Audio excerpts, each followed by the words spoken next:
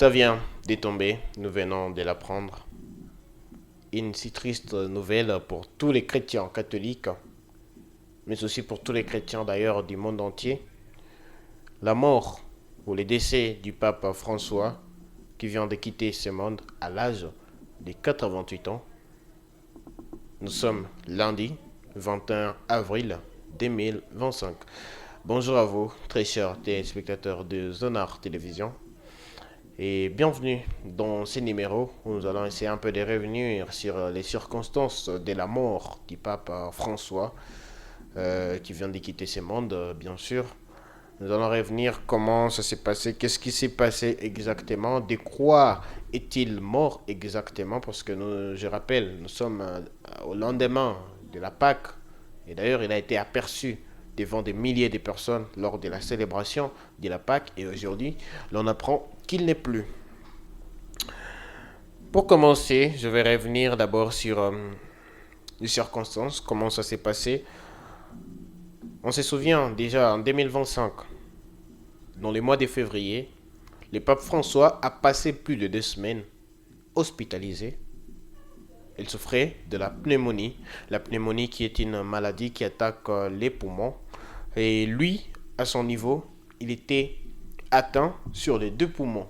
Donc les deux poumons, les poumons droit et les poumons gauche, étaient atteints par la pneumonie. Et c'est d'ailleurs ce qui lui avait valu d'aller même être hospitalisé. Il a passé plus de 2 semaines là-bas avec sous respiratoire artificiel. Et après, il s'est rétabli. On l'a vu, il est ressorti. Il y a des images qui sont sorties affirmant que le pape François se portait bien et qu'il pouvait reprendre ses fonctions normalement. Parce que je le rappelle, il était hospitalisé, c'était en Rome.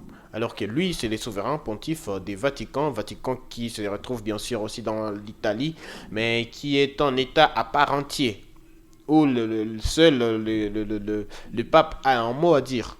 Donc c'est un État qui se retrouve dans un autre État, mais qui possède tous les droits.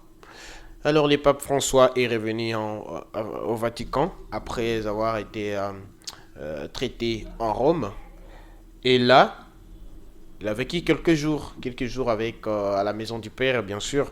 Il a vécu quelques jours avec son entourage et tout. Et hier, dimanche 20 avril 2025, les jours même de la Pâque, une célébration des catholiques qui, pas seulement des catholiques, mais de tous les chrétiens qui célèbrent la résurrection de Jésus-Christ. Le pape François a été aperçu et il a passé un message fort à la foule parce qu'il était à la basilique Saint-Pierre comme d'habitude. Il a passé un message très fort en appelant à tous les humains de vivre ensemble et à tous les catholiques de ressusciter avec Jésus-Christ, qui était d'ailleurs qui était même au centre de la célébration d'hier. Et après, à 7h45 du matin, l'on apprend que le pape François venait de rendre l'âme. Toujours ces problèmes de pneumonie. Je le rappelle, si on revient un peu sur sa vie, le pape François a été diagnostiqué de la pneumonie depuis son jeune âge, depuis 17 ans. Il a été diagnostiqué de la pneumonie. Et à 21 ans, il a échappé. Il a échappé belle en tout cas à la mort. Toujours ces mêmes problèmes. Heureusement qu'il avait survécu. Et là, il est entré dans la première congrégation, sa première fois en tout cas. On va revenir sur sa biographie pour que vous puissiez comprendre ça. Le pape François déjà est né déjà à Buenos Aires. Buenos Aires, c'est la capitale de l'Argentine. Il est né à Buenos Aires le 17 décembre 1936. Il est donc de nationalité argentine, mais d'origine italienne. Son nom civil, son premier nom, en tout cas le nom qu'il a reçu de ses parents, c'est Georges Mario Bergoglio. Voilà, Georges Mario Bergoglio. Et il a choisi le nom des papes François en hommage à Saint François d'Assise.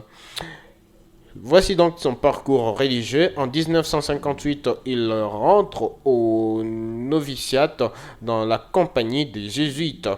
Et en 1969, il est ordonné prêtre.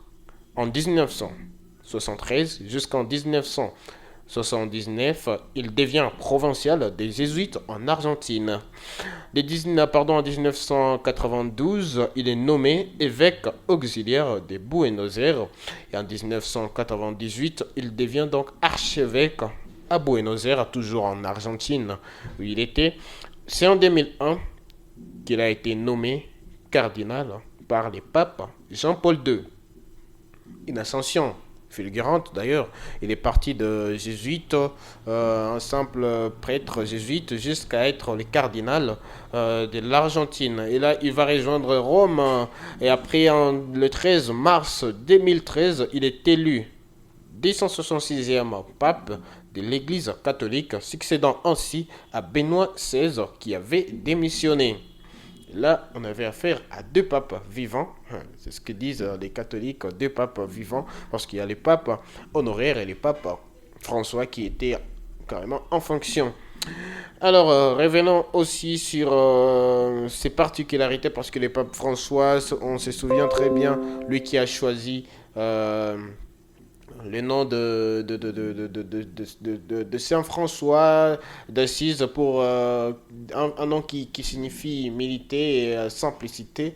On se souvient qu'il y a quelques particularités. D'abord, le premier, c'est que c'est les tout premiers papes jésuites.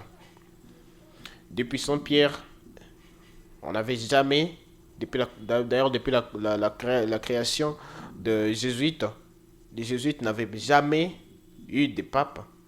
Mais il était les premiers, en 2013, à devenir les premiers papes jésuites.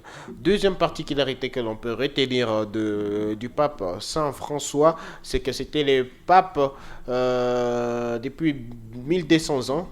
Depuis 1200 ans d'ailleurs, il était le premier pape sud-américain.